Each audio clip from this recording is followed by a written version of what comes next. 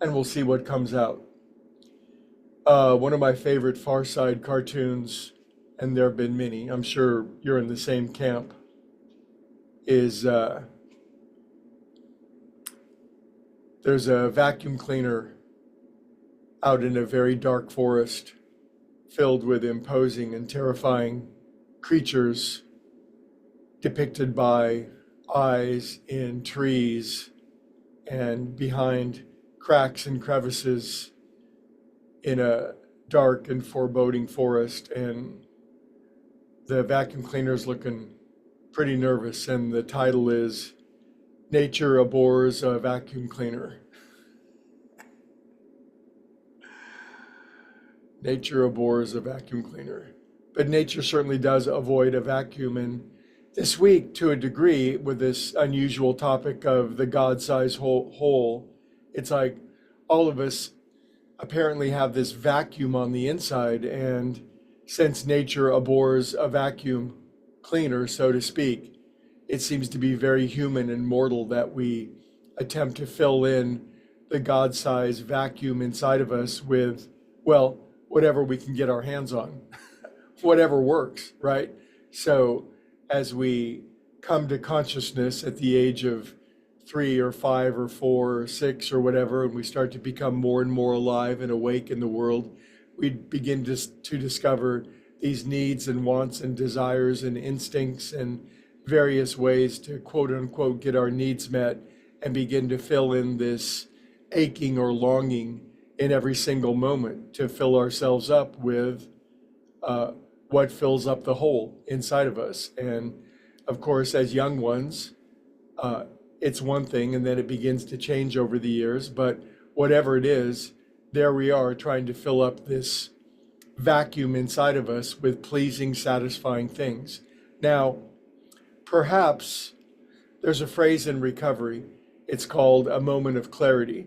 And perhaps one definition of a moment of clarity is the realization, sometimes very stark and sometimes a horrifying, rude awakening, or maybe for others, it's just a generalized sense that whatever we're trying to do or whatever we're trying to use to fill our God-sized hole is not going to fit the bill ever. It's never gonna fill it up. And the moment of clarity, although rude and brusque and unpleasant, it's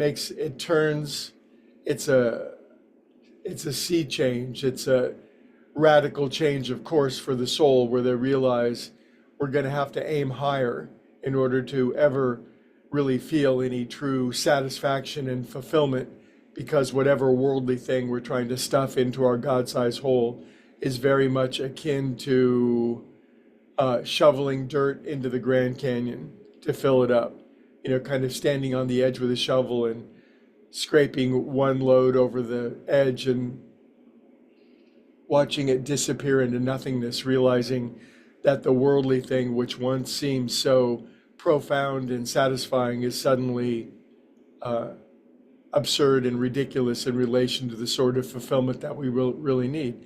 So I would guess that if you're part of this call, that you recognize this phrase called God-sized hole. You've had a moment of clarity in your life where you've realized that as valuable and as meaningful as worldly pursuits can be, and they certainly are meaningful, and this is not to discount that there's something inside of us that's never going to be touched or satisfied until we make more and more and greater conscious contact with the power greater than ourselves, and have more and more of this refreshment of spiritual experience in our life. And of course, that's why we drag our buns out of bed every morning at 6:59 a.m. and put the coffee on and meditate, and then continue on with our spiritual pursuit. So all that is to the good, right? But are we to become ascetics and never try to use worldly things to fill in our lives? By no means. It's like, I've noticed for myself that once, I'm going to use religious language, but you know me, the way that I could say it, the various ways we could all say it, that once I began to quote unquote put God first and get this slow and steady nourishment and refreshment of spiritual experience conscious contact with God, alignment with the infinite, whatever you want to call it, that the world has gone from being a place bereft of satisfaction and worldly pleasures don't really fit the bill to being ever more grateful and satisfied with the glorious goodies that God gives to me on a daily basis. And instead of feeling bereft by that, to just exercise gratitude every single day for the beautiful room that I live in, the wonderful friends that I have, the amazing cat that jumps in my lap, the people that I met yesterday in Fairfield about teaching some yoga up at their new yoga studio. I mean, it's just God is unfolding. God is unfolding this cornucopia of goodness in my life. And as long as I keep things in the proper order, I see that all good gifts are of and from God, and they're not God themselves, then I'm safe and protected in this material world. But it's decidedly human of me to suddenly elect a worldly thing as God in my life, a person, place, or thing. Have you ever done that? I have done that. And boy, does it hurt. It hurts really bad. But it's the kind of pain that oftentimes stimulates the next moment of clarity where I realize, oh, I've misidentified and I've misaligned the proper order of things. And the biggest job in my life is to keep my proximity, my orientation to God, love, source first. And then God fills up my life like a kaleidoscope. Every single turn of the kaleidoscope is glorious and breathtaking. And while I might be a little habituated to one picture, if I'm willing to let it go, something even more wonderful is always filling it in. In other words, as the great Christian saint Gregory of Nyssa said 1700 years ago, all of us on this call are moving from glory to glory. And to that, I say glory, hallelujah.